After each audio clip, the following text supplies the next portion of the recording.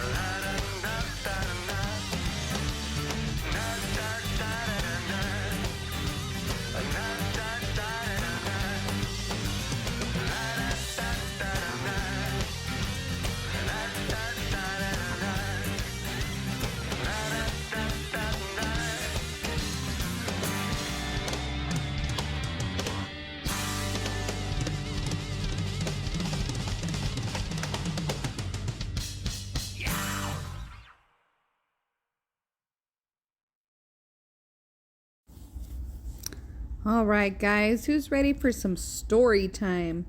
Let's go over a little bit of information about this run that we were on.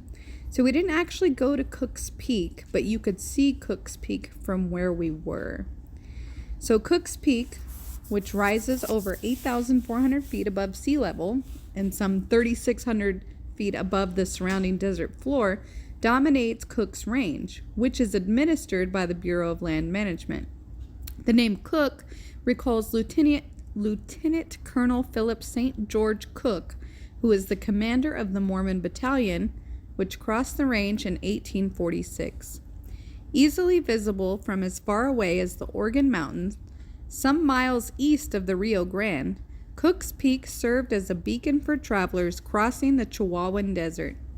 In front, we could see the distant Cooke's Peak rising from the plain in bold prominence among the surrounding hills, commented Waterman L. Ormsby from the Butterfield Overland Mail. Ormsby, a journalist, was the only through passenger on John Butterfield's inaugural westbound run from St. Louis to San Francisco. Cooke's Range, a heavily faulted north-south igneous and sedimentary formation, roughly 17 miles in length, lies some 12 to 15 miles north of Deming. Cooke's Canyon, a rough 3 to 4 mile long crevice that runs generally east to west, crosses the range south of the peak. It lies at the heart of the area's history. Cooke Spring, one of the few dependable sources of water in the area, is located near the eastern end of the canyon. Mixed desert shrubs and tabosa grass dominate the plant community in the lower slopes of the range, and pinon, pine, and juniper shrubs at the highest elevations. With its diverse natural habitats, the range hosts a considerable variety of wildlife. Along the canyon trail and in the rugged lands below Cooke's Peak, there were deadly conflicts in the late 19th century between the Chiricahua Apaches and the relentlessly expanding Anglo and Hispanic populations, which defined much of the history of the America's desert Southwest in this area. Earlier peoples, centuries to millennia ago, left evidence of their own chapters in the area. At the western end of Cooke's Canyon, at a prehistoric living site near the juncture with Frying Pan Canyon, you will find images chiseled and scribbled into rock surfaces, which are called petroglyphs. That almost certainly speak to a center of ritual for hunting and gathering peoples some 2,000 to 3,000 years ago, or maybe even 600 to 2,000 years ago. Telltale images of spear points suggest the reverence that the early hunter held for his weapon. Imaginative images of figures with Google eyes and others with elaborate headdresses and decorative faces recall the ceremony and dance the early occultist shaman performed to petition the spirit world for the success of crops and the welfare of his people. Just across the adjacent desert basin, which is called Starvation Draw, and immediately southwest of Cooke's Range, at a prehistoric living site called Pony Hills, you will discover still more petroglyphs left by the early agriculturists. Images, for instance, of Google-eyed figures, human footprints, a mountain sheep, a rattlesnake, and abstract figures point to a rich but enigmatic human story. A large human figure with a staff may represent a local interpretation of the famous Cocopelli or humpbacked flute player who played a central role in Puebloan mythology. Petroglyphs of macaw, native not to the Southwest but to Central America and northern South America, and a stylized rabbit suggest cultural influences from the great Mesoamerican city-states far to the south in southern Mexico and Central America. At some point, probably after the early agriculturists abandoned Cooke's Range 6 to 7 centuries ago for some unknown reason, an Athabascan-speaking people, the Chiricahua Apaches, moved to occupy the region. Over the succeeding centuries, they laid claim to the area as part of their homeland. Restless hunters and raiders, the Apaches left evidence of their presence in the detritus of their rancherias and ephemeral campsites which lie scattered across the slopes and through the canyons south of Cooke's Peak. They would assert their right to the land when Anglo and Hispanic populations surged across the Southwest in the mid-19th century, drawn by the promise of conquest, opportunity, treasure, and adventure. Military forces, trappers, miners, drovers, immigrants, merchants, and commercial transporters making their way across the Chihuahuan Desert often followed or crossed the trail that led through Cooke's Canyon, capitalizing on its value as one of the few locations with a spring that offered a reliable source of water for travelers and their livestock. In 1846, during the Mexican-American War, Lieutenant Colonel Cooke led his Mormon battalion, troopers with their families, through what would become known as Cooke's Range, across Cooke's Canyon, and past Cooke Spring in an epic march from Council Bluffs, Iowa, to San Diego, California. While the battalion helped to secure the Southwest for the United States, it also capitalized on the march to garner U.S. government support in moving Mormon families westward away from the persecution they suffered in Iowa. Trappers followed the canyon trail in a quest for valuable pelts of animals of the wilderness, serving markets back east and sometimes depleting local wildlife populations. Prospectors came in search of mineral resources, gold, silver, copper, and other profitable ores, often scarring the hillsides with forest clearings, trenches, prospects, pits, shafts, and mine waste. Vaqueros and cowboys came to drive longhorn cattle westward, some as far as California, to capitalize on vast virgin rangelands. Entrepreneurs, like the celebrated Roy Bean, came to establish new enterprises and serve newly established communities. Soldiers came, and some left, to answer the call of the Civil War. Adventurers came for the sheer excitement of exploring a wild new land. In 1857, James E. Birch established a mail and passenger service that connected San Antonio and San Diego and followed the trail through Cooke's Canyon. The next year, John Butterfield followed suit, connecting St. Louis to San Francisco, a 2,800-mile-long journey, the world's longest stagecoach route. Both followed much of the same route across the desert Southwest. Coaches from both services stopped at the newly built Stoneway Station at Cooke Spring, where an on-site crew changed out draft teams and fed drivers and passengers. Not surprisingly, the Apaches and their chiefs, Mangas Coloradas, saw this human wave as a threat to their homeland. This major intrusion into the heart of Mangas County, said Edwin R. Sweeney, Mangas Coloradas, chief of the Chiricahua Apaches, not only destroyed the Apache land, but also psychologically devastated the Indians. As Sweeney said, it was inevitable that hostiles between the whites and the Cheyennes, the Chippewa Apache band that viewed the Cooke's Range as part of its homeland, would occur. After all, Americans were poaching and prospecting in some of the choicest regions of the Apache country. Meanwhile, the Civil War erupted. The stage lines terminated their service. American military forces transferred to battlefronts to the east. Although the Apaches did not understand the reasons for the withdrawals, it did seem the Apaches thought the ideal time to drive the remaining intruders from their land. In the summer of 1861, Mangas Coloradas and his son-in-law, Cooke, the two most prominent Chiricahua leaders of the time, set up a headquarters near Cooke's Peak, or as the Apaches call it, Diz Ten Alto, which I probably butchered that, but means mountain holds its head up proudly, to develop and coordinate battle plans according to Sweeney. They set ambushes to kill as many whites as possible. They succeeded probably beyond anything they anticipated. They made the passage through Cooke's Canyon a gauntlet of death. During their course of campaign, their forces killed, according to some sources, more than 400 travelers, leaving a grisly wake of bones and makeshift graves along the canyon trail. As we drove through the trail, we saw several of these piles of stone that were grave sites.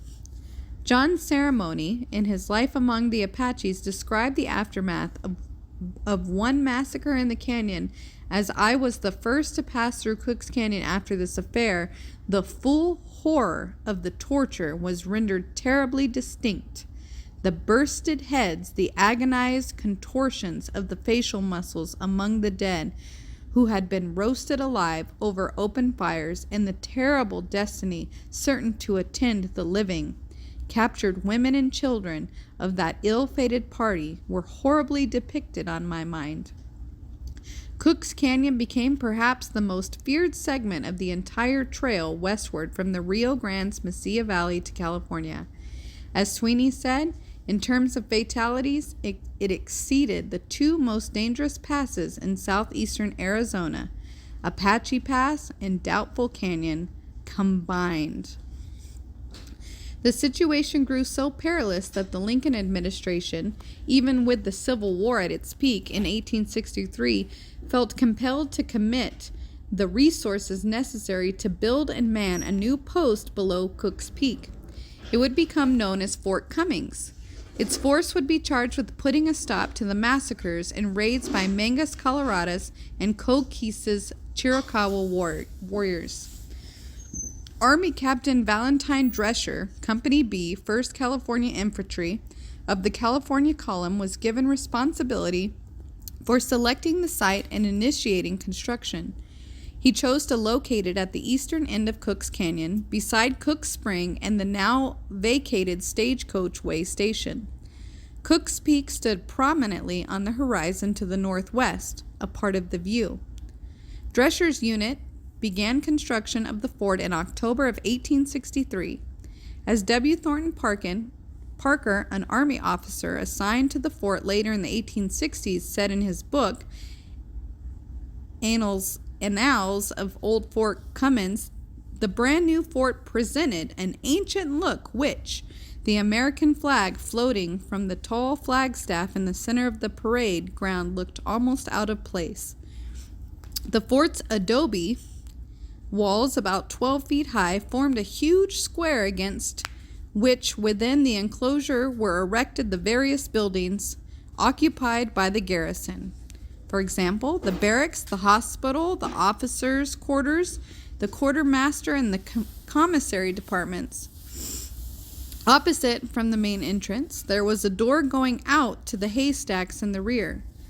The sentries walked their beats day and night at both entrances, and there were also guards at the doors of the quartermaster and commissary departments.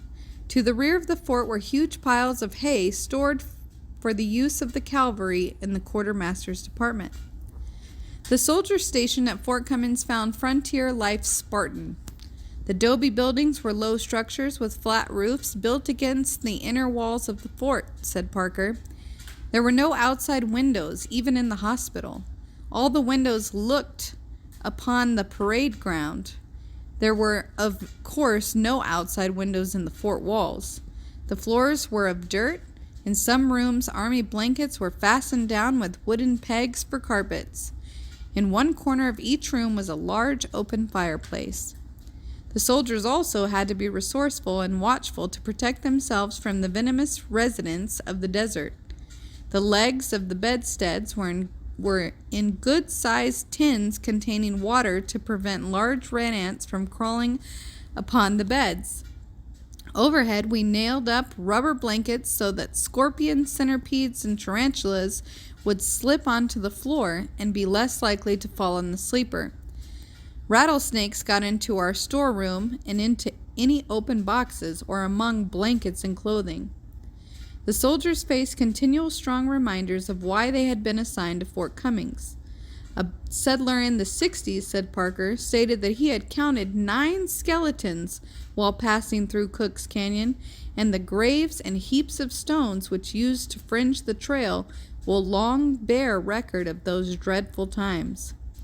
In 1867, the military authorities caused detachments of soldiers to collect the bones in the canyon and to bury them in the post cemetery, located on a hill not far south of the fort.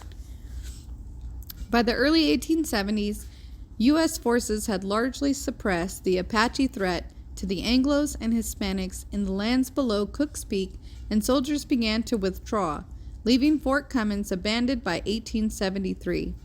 The Army reciprocated the fort 7 years later.